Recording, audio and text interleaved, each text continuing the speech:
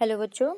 आज का हमारा टॉपिक है चैप्टर 32 जिसका नाम है स्वास्थ्य एवं स्वास्थ्य विज्ञान।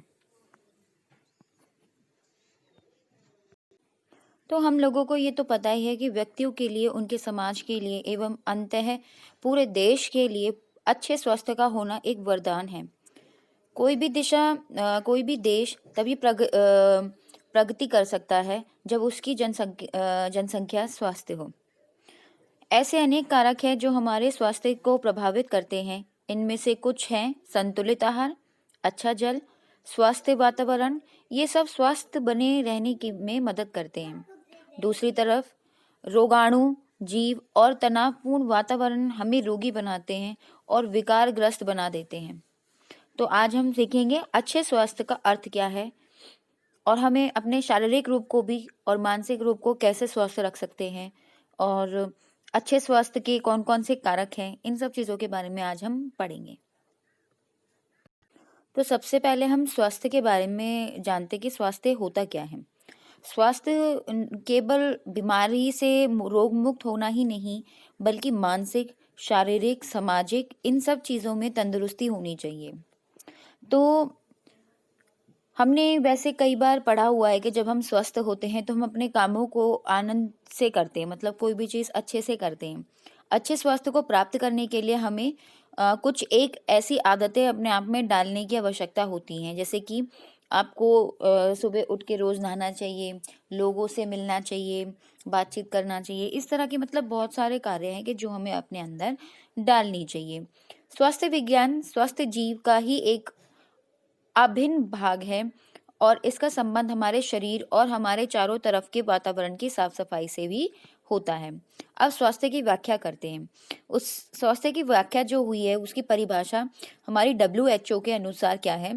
स्वास्थ्य मात्र रोग स्वास्थ्य मात्र रोग की अनुपस्थिति ही नहीं, वरन पूर्ण शारीरिक, मानसिक एवं सामाजिक तंदुरुस्ती की भी अवस्था होती है। इसका अर्थ है कि तन और मन की भली भांति कार्य करना। मतलब ये है कि स्वास्थ्य मात्र की हमारी शरीर का ही नहीं है कि हम निरोग है, बल्कि हमारे शारीरिक रूप से, मानसिक रूप से, सामाजिक रूप से हम लोग क्या रहने चाहिए, स्वस्थ रहने चाहिए।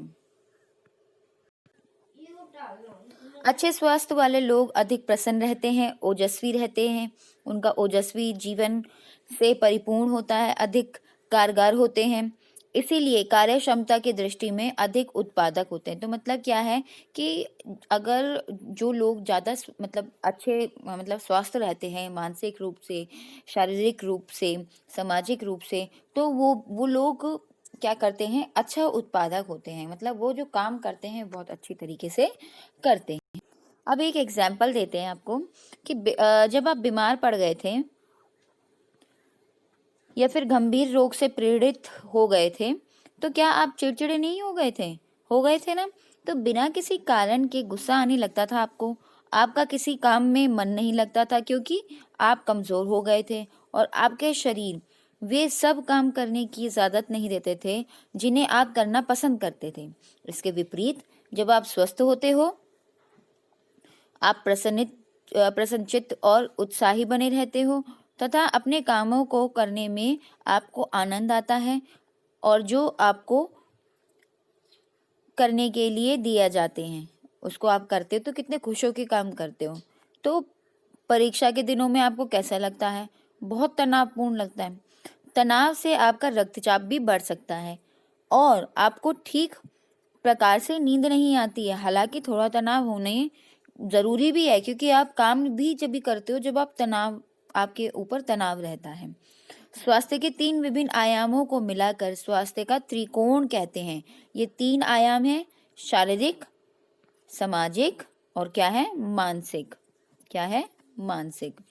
तो ये क्या है, हमारे 3 आयाम है और इसको हम बोलते हैं त्रिकोण। आगे पढ़ते हैं तो हम सब जानते हैं कि अच्छे स्वास्थ्य के संकेत क्या क्या होते हैं।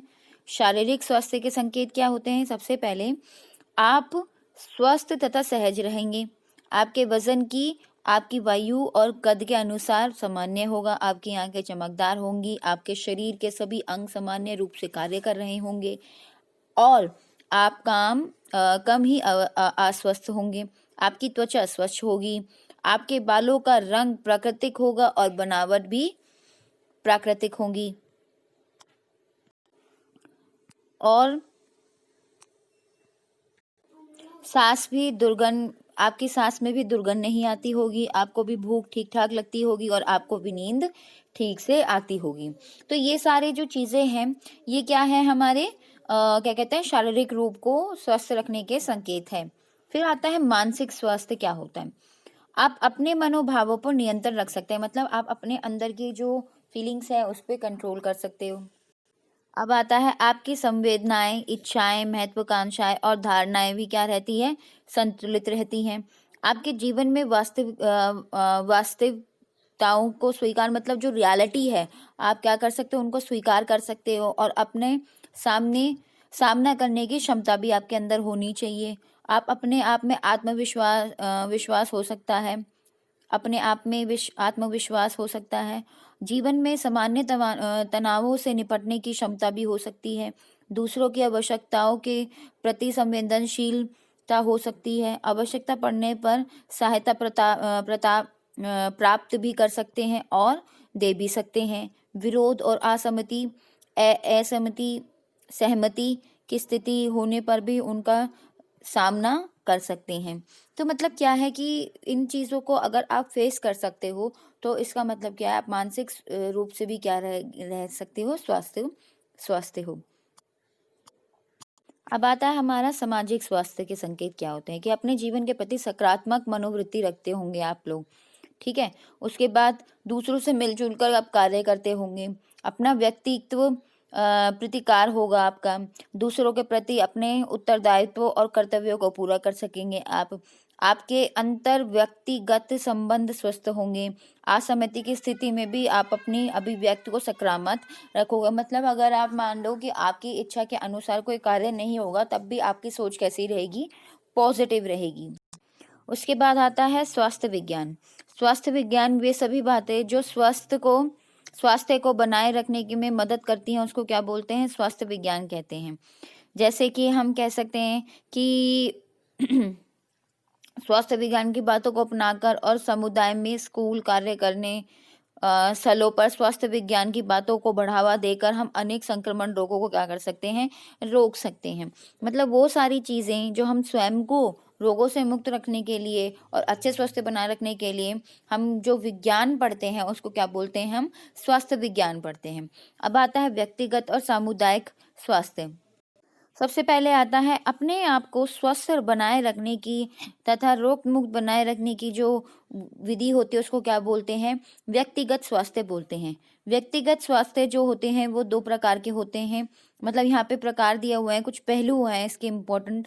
सबसे पहले आता है संतुलित आहार। आपने होम साइंस में भी पढ़ा होगा कि वो आहार जो कि हम जैसे कि कार्बोहाइड्रेट, प्रोटीन, वसा, विटामिन, इन सब चीज़ों की मात्रा जो होती है सही मात्रा में अगर हम ले, तो वो क्या होगा, खाना जिस खाने में इन सब चीज़ों की मात्रा जो रहे वो सही रहे, तो वो खाना क्या होता है हमारे लिए, संतुलित आहार। तो संतुलित आहार वह होता है जिसमें सही मात्रा में विभिन्न कार्बोहाइड्रेट, प्रोटीन, वसा, विटामिन, खनिज, रेशा मुक्त भोजन में मौजूद हो, ताकि एक विशिष्ट आयु वाले व्यक्ति एक विशिष्ट स्तर की शारीरिक कार्य कर सके। एक औसत रूप में हम बोल सकते हैं कि जो वो हमारा युवा होता है उसको कितना कैलोरी खाना चाहिए होता है, 200 2200 से लेकर 2400 कैलोरी चाहिए होता है। जबकि किशोरी जो लड़की होती है उसको कितना चाहिए होता है, 2000 कैलोरी चाहिए होता है। ये हमारा पिरामिड है जो कि आपने होम साइंस में भी पढ़ा था कि 5 वो होते हैं, जिसमें नीचे सीरियल्स मतलब अधिक मात्रा में अनाज, यहाँ पे सामान्य मात्रा में जैसे कि सब्जियां और फल लेनी चाहिए। तो ये हमारा बैलेंस डाइट जो है जिसको हम बोलते हैं संतुलित आहार, उसका एक ये क्या है, एक ये चार्ट है जिससे आपको पता चल जाएगा कि हमें कितनी चीज़ें क्या क्या खानी चाहिए और कौन सी ज़्यादा खानी चाहिए और कौन सी कम खानी चाहिए। उसके बाद आता है हमारा व्यक्तिगत स्वास्थ्य विज्ञान। व्यक्तिगत स्वास्थ्य विज्ञान क्या होता है, जैसे कि नियमित शौच प्रवृत्ति रखनी चाहिए, प्रवृत्ति मतलब हमें रेगुलरली शौच करना चाहिए। होता है ना, कुछ कुछ बच्चे क्या करते हैं कि वो शौच नियमित नहीं जाता है, कभी एक दिन जाता है, 2 दिन नहीं जाता है, तो ये चीज़ गलत है। भोजन करने से पहले हमें हाथ धोने चाहिए, ये तो सभी को पता है। नियमित रूप से स्नान करना और स्वच्छ कपड़े पहनना चाहिए। दांतों की सफाई रखनी चाहिए। बालों को धोना और आँखों, कानों और नाखूनों को भी क्या रखना चाहिए? साफ रखना चाहिए। घरेलू सफाई में क्या करनी चाहिए? अपने घर में धूल, मिट्टी, मक्खियाँ, रोगाणुओं से मुक्त रहने के लिए आपको क्या करना चाहिए? साफ रखना चाहिए, झाड़ू लगाना चाहिए। और कूड़े को कहाँ डालना चाहिए? कूड़ेदान में डालना चाहिए, ठीक है। और अपने आसपास का वातावरण को स्वच्छ बना के रखना चाहिए। और रोगजनक जीवों के प्रजनन को रोकना चाहिए, मतलब जैसे मक्खी, मच्छर जैसे होते हैं ना, तो वो क्या करते हैं कि एक पानी अगर कोई कहीं इकट्ठा हो जाता है तो उस पानी में मधुमक्खी और मच्छर बनना शुरू हो जाते हैं। स्वच्छ भोजन और जल, क्योंकि हमें ये पता है कि हम अपने घर में खाना बनाते हैं तो वो कैसा होना चाहिए? स्वच्छ होना चाहिए। और जल भी कैसा होना चाहिए? साफ होना चाहिए।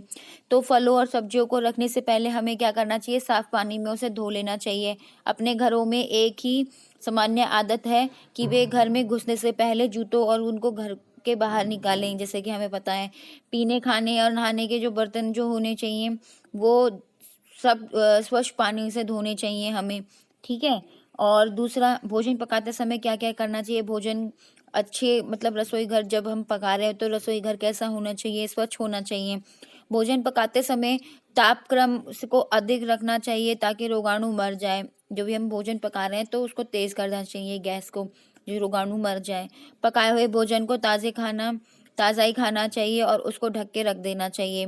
भोजन को भंडारित करना हो तो कम तापमान में उसको रेफ्रिजरेट कर देना चाहिए। अच्छा, उसके बाद आया व्यायाम। व्यायाम, हमें नियमित रूप से टहलना चाहिए, योग करना चाहिए, शारीरिक व्यायाम करना चाहिए तथा घर के बाहर खेले जाने वाले खेल कूद हृदय और परिसंचरित तंत्र को अच्छी तरह से स्थिति में रखना चाहिए। टहलने से जोड़ भी स्वस्थ रहते हैं। अगर हम टहलेंगे तो हमारे जो पैरों के जोड़ हैं वो भी क्या रहेंगे? स्वस्थ रहेंगे। नियमित से सोना और विश्राम करना चाहिए। लत डलने वाली जो चीज़ें होती हैं उनसे अलग रहना चाहिए, जैसे कि कोई धूम्रपान, मतलब जो स्मोकिंग कर रहा है, या सुपारी खाना, गुटखा खाना, तंबाकू खाना, मदिरा पान करना, इन सब से क्या रहना चाहिए? बचना चाहिए। अब इसके आता है हमारे पास सामुदायिक स्वास्थ्य। सामुदायिक स्वास्थ्य, इससे पूर्व के खंड में जैसे हम लोगों ने पढ़ा था कि स्वास्थ्य क्या होता है, हम अपने घर को, आसपास को, सबको साफ रखने। तो समुदाय स्वास्थ्य एक ऐसा ही व्यवहार है जो कि जिसमें रोगियों की रोकथाम की जाती है और समाज, जनता और निजी संस्थाओं, समुदायों और व्यक्तियों के मिले जुले प्रयासों से स्वास्थ्य को बढ़ावा दिया जाता है, ठीक है। मतलब क्या होता है कि इसमें क्या करा जाता है कि इसमें बढ़ावा दिया जाता है। सरकारी जो है एक प्रोग्राम ऑर्गेनाइज करते हैं, जिससे कि लोगों में क्या कहते हैं, अवेयरनेस आए, ठीक है। अवेयरनेस आए, जैसे कि कुछ कैंप्स लगा दिए हैं कि पानी को साफ रखें। और कुछ हमारी भी जिम्मेवारी होती है कि हम लोग भी अपने आसपास का वातावरण कैसा रखना चाहिए? साफ सुथरा रखना चाहिए। हम आगे इसमें पढ़ते हैं। देखो, सरकारी और स्वास्थ्य संस्थाएं, संगठनों द्वारा चलाए गए ऐसे विविध कार्यकलाप और कार्यक्रम हैं जिनसे लोगों के स्वास्थ्य को बनाए रखे जाए और उन्हें रोगों से क्या रखा जाए? मुक्त किया जाए। अब जैसे देखो, सही प्रकार से कूड़े कचरे का निपटान द्वारा गांवों, कस्बों, शहरों, महानगरों को क्या रखा जा सकता है? साफ रखा जा सकता है। और भोजन भंडार घरों में और मांस एवं दूध में निर्गम जो होनी चाहिए, ऐसे स्थानों पर निर्धारित मानकों का सही सख्ती से पालन होना चाहिए। मतलब क्या करना चाहिए कि जैसे भी जहाँ पे दूध है, भंडारित है, अगर वो क्या कहते हैं, साफ सुथरी जगह होनी चाहिए पहली बात तो। और दूसरी चीज़ होनी चाहिए कि उस पर जो स्टैंप लगनी होनी है ना, जो गवर्नमेंट की स्टैंप लगती है, वो भी ज़रूरी है, जिससे कि कोई भी गंदी चीज़ से या वैसा कुछ ना हो, कोई मांस सड़ा वड़ा ना हो, इन सब की जांच होती है यहाँ पे। तो उस पर क्या होना चाहिए? एक मानक चिन्ह होना चाहिए।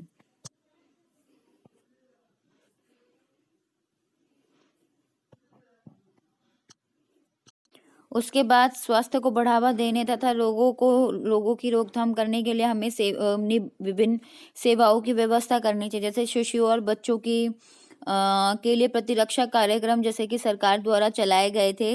राष्ट्रीय पल्स पोलियो कार्यक्रम इस तरह का चलाया जाना चाहिए। राष्ट्रीय चिंता के रोगों जैसे कि हमारा मलेरिया हो गया, एड्स हो गया, पोलियो, कुष्ठ, तपेदी, हेपेटाइटिस बी को फैलाने के लिए लोगों को क्या देना चाहिए, ऐसे कार्यक्रम चलाना चाहिए जिससे कि उनको जानकारी हो।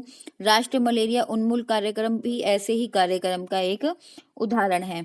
स्कूल में दोपहर को भोजन की व्यवस्था होनी चाहिए जिसको हम बोलते हैं मिड डे मील, और आप लोगों को भी पता ही है जैसे। और आम जनता को या तो मुफ्त तथा अत्यधिक सहायता प्राप्त दरों पर चिकित्सीय सुविधा उपलब्ध करानी चाहिए, जैसे कि हॉस्पिटल और डिस्पेंसरी की स्थापना कर देते हैं जिससे कि उन्हें मुफ्त दवाइयाँ भी दी जाएं। अब अपने वातावरण को कैसे स्वच्छ रख सकते हो, क्यों आवश्यकता है होती है हमें, ठीक है। तो कैसे रख सकते हो, अपने घर को स्वच्छ रख सकते हो, ऐसे भी हम वातावरण को स्वच्छ रख सकते हैं, अपने आस पड़ोस को भी स्वच्छ कर सकते हैं। और एक कारगर जल निकास बहुत आवश्यकता है क्योंकि रुके हुए पानी में मच्छरों का प्रजनन को बढ़ावा मिलता है, ठीक है। आप जब भी अपने स्कूल में जाते हो तो आप देखते हो स्कूल में या कहीं हॉस्पिटल में ज़्यादा दिखते हैं ये वाले कलर्स। तो आपको 3 कलर के डस्टबिन दिखाई दिए जाते हैं। तो एक तो होता है नीले रंग का, एक हरे, और एक क्या होता है लाल रंग का। नीले रंग के में क्या करते हैं, सूखा कूड़ा जिसको बोलते हैं, जैसे कागज जैसे अवशिष्ट है ये इसमें डाले जाते हैं। हरे वाले में जैव जैसे कि आपकी सब्जियां हो गई हैं, गीला कचरा जिसे हम बोलते हैं, वो किस में जाता है, हमारा हरे में। और लाल में जो होता है गैर, मतलब वो जैसे इंजेक्शंस हो गए हैं, कचरा पट्टी, किसी का मतलब ब्लीडेड वाला पार्ट है, वो सब किस में जाता है, या इस वाले पार्ट में जाता है, ठीक है। अब हमारी सरकार ने इतनी सारी हमें सुविधाएं उपलब्ध कराई जैसे कि जल, बिजली, सड़कें और कूड़ा कचरे के निपटान की सुविधाएं। फिर भी हमारे प्रत्येक व्यक्ति की ये जिम्मेवारी होती है कि इन सुविधाओं को बनाए रखें और इन सेवाओं का क्या करें, उपयोग करें।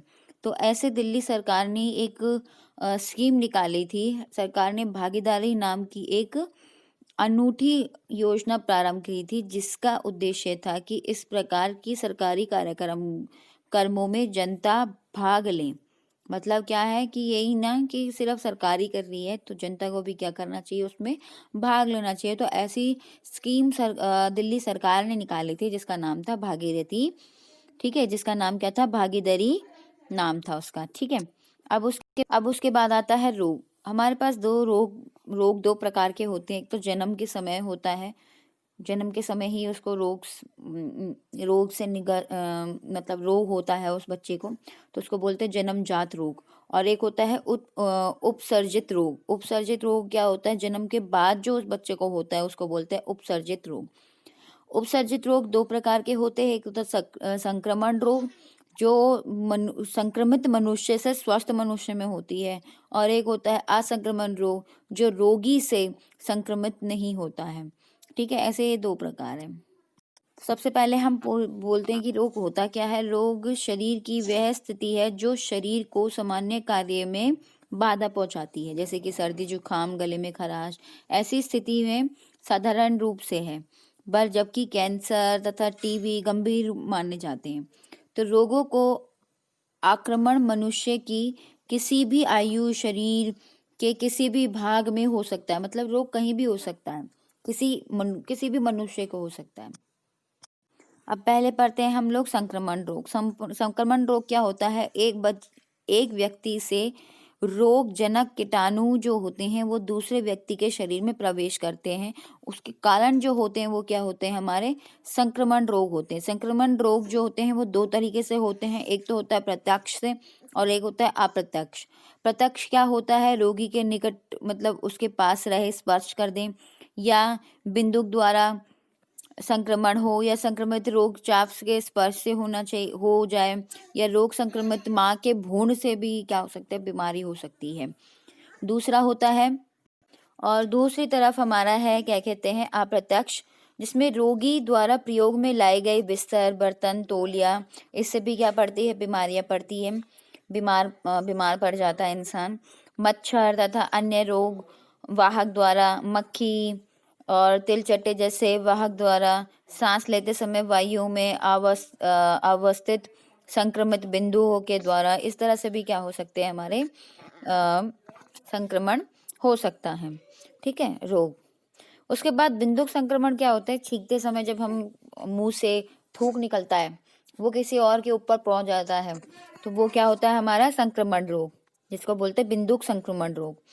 और फोमोटाई क्या होता है, उसके बाद आता है हमारा फोमोटाइप। फोमोटाइप एक हमारा निर्जीव पदार्थ है। फोमोटाइप एक हमारा निर्जीव पदार्थ है जो कीटाणुओं को एक व्यक्ति से लेकर दूसरे व्यक्ति तक पहुंचा देता है। ठीक है, तो यहाँ पे फोमोटाइट का मतलब क्या है कि जैसे कि उदाहरण के लिए किसी रोगी ने कोई इस्तेमाल किया हुआ चीज है, बिस्तर है, वस्त्र है, बर्तन है, तो उससे वो दूसरे व्यक्ति जब वो ही बिस्तर या बर्तन या कोई भी चीज इस्तेमाल करेगा तो वो भी बीमार पड़ सकता है। ठीक है, बस एक इसमें यही चीज याद रखना है कि HIV जो ऐसा रोग है जो नहीं फैलता है। जैसे कि अगर कोई इंसान, जिसको बोलते हैं ह्यूमन इम्यूनो डिफेंसरी वायरस है ये। ठीक है, तो इसके क्या कहते हैं, इससे अगर हम हाथ मिला रहे हैं ऐसे लोगों से, गले मिल रहे हैं, भोजन बांट रहे हैं, तो ऐसे लोगों से जो रोग है वो नहीं फैलता है। आज के लिए इतना ही बहुत है, बाकी मैं अब दोबारा से बना के भेज दूंगी।